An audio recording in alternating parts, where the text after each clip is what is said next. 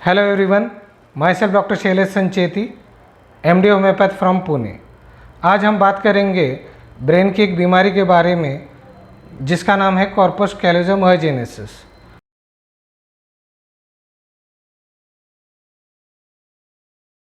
तेव्हा त्याचं वय 1.5 वर्षाचं होतं, पण 1.5 वर्षाच्या मानाने माझ्या बाळाची ग्रोथ लेवल काही नव्हती.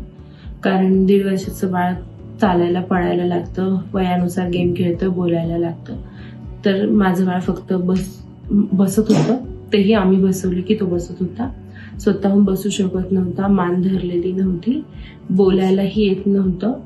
आम्ही बऱ्याच डॉक्टरांकडे गेलो ट्रीटमेंटसाठी की बाळ अजून कसं काय बोलायला लागत नाहीये, चालत नाहीये, बसत नाहीये. आणि कोणीही आम्हाला तो डेव्हलप होण्यासाठी कोणी कुठले म्हणजे ट्रीटमेंट सांगितली नाही, कोणी कुठलाच पर्याय सांगितला नाही की काय करायला हवं. पण आम्हाला आमचे एक फॅमिली फ्रेंड भेटले, त्यांनी आम्हाला सांगितलं शैलेश सरांविषयी. त्यांच्याही मुलीला सरांकडे ट्रीटमेंट घेऊन छान फरक पडला आहे. तर त्यांनी आम्हाला त्यांच्याविषयी सांगितलं व आम्ही सरांकडे ट्रीटमेंट बाळाची सुरुवात केली. सरांकडे जशी ट्रीटमेंटला सुरुवात केली तर प्रत्येक महिन्याला आम्हाला बाळामध्ये एक न्यू छान असा बदल जाणवत होता आणि तो खूप पॉझिटिव्ह असायचा. आता माझं बाळ भिंतीला धरून किंवा कुठल्या तरी सपोर्टला धरून छान व्यवस्थितपैकी चालू शकतोय, बोलण्याचा प्रयत्न करतोय, बोलतोय. वयानुसार गेम नाही, अगदी वयामानानुसार नाही, पण गेम्स खेळतोय आणि ग्रास्पिंग लेवल पण खूप छान वाढली, बाळाची समज वाढली. क्लेफ्लिप पॅलेट असल्यामुळे माझं बाळ क्लेफ्लिप पॅलेट पण आहे. क्लेफ्लिप पॅलेट असल्यामुळे बाळाचे जे चेहऱ्याचे फीचर्स होते ते इतर मुलांसारखे अगदी खूप व्यवस्थित नव्हते, पण ट्रीटमेंटने फीचर्समध्ये पण खूप फरक पडलाय. अब कॉर्पस कैलोजम क्या है और उसके अंदर अजेनेसिस ये वर्ड का मतलब क्या है। अब सिंपल लैंग्वेज में ये है कि कॉर्पस कैलोजम यानी कि ये जो दो ब्रेन है, right brain and left brain, इसके अंदर जो सिग्नल भेजने के लिए जिसका रोल है और जो कम्युनिकेशन करता है दो ब्रेन के बीच में, यानी कि right to left, left to right, इसके अंदर जो कनेक्टर है उसको कॉर्पस कैलोजम बोलते हैं। अब अजेनेसिस का मतलब क्या, इसके अंदर जो more than 200 million nerve fibre होते हैं जो कम्युनिकेट करके ये कनेक्शन को परफॉर्म करके एक सर्किट को चलाते हैं। यानी कि राइट ब्रेन ने बताया तो लेफ्ट ब्रेन तक जाना, लेफ्ट ब्रेन का सिग्नल आया तो राइट ब्रेन तक आना। ये जो रोल प्ले करने का काम है कॉर्पस कैलोजम का, वो प्रॉपरली नहीं होता है, उसको कॉर्पस कैलोजम अजेनेसिस बोलते हैं।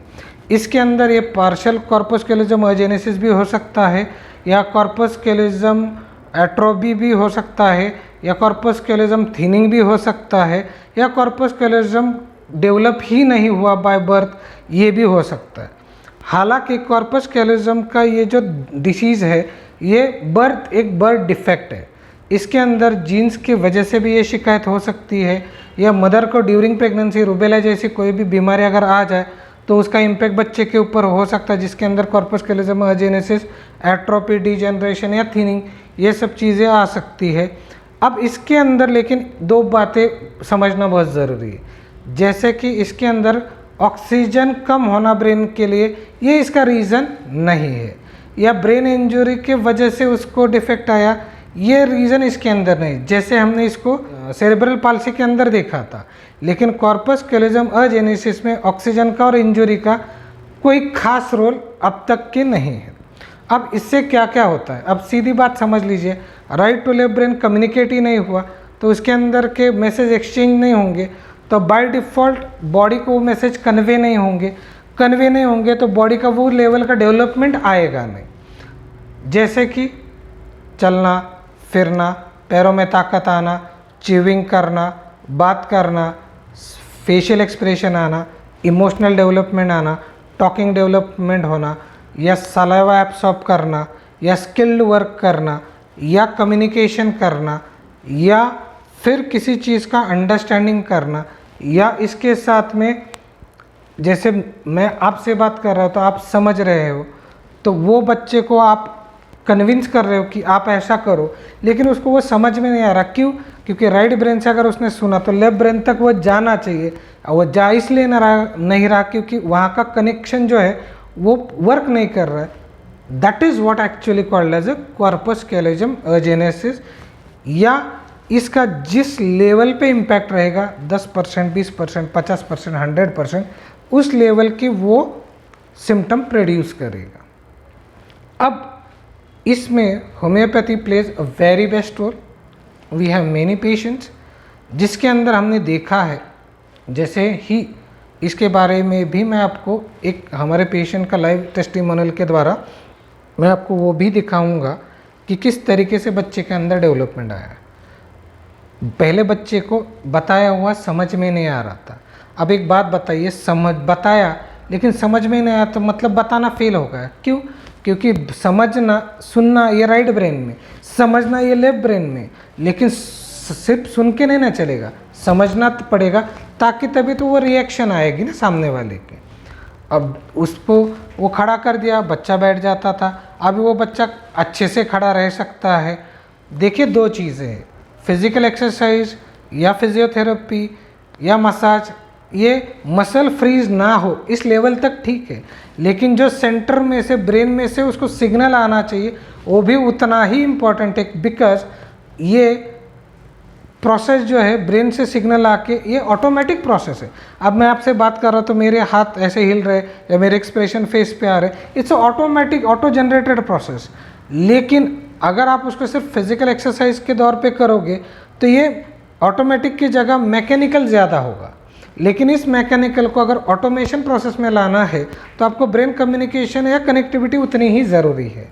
और अब तक के साइंस में होम्योपैथी ये ऐसा पहला साइंस है जिसने ब्रेन के ऊपर, ह्यूमन ब्रेन के ऊपर, ह्यूमन के लिए स्टडी किया हुआ साइंस है। अब पहले का दौर अलग था, अब का दौर अलग है। अभी हम जिसमें काम करते that is advance homoeopathy. We have many patient those who got benefited because of our advance homoeopathic treatment.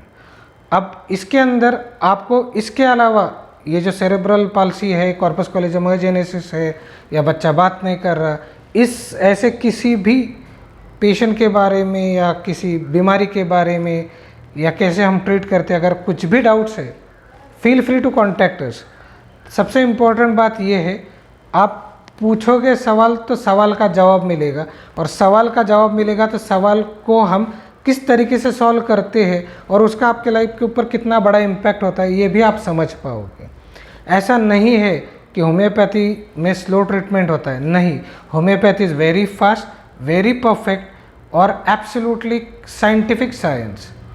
इसीलिए कॉर्पस कैलोजम अजेनेसिस या ब्रेन की कोई भी बीमारी के लिए stay tuned with homeopathy, only doctor Shailesh Sancheti, advance homeopathic clinic. Thank you so much for watching video.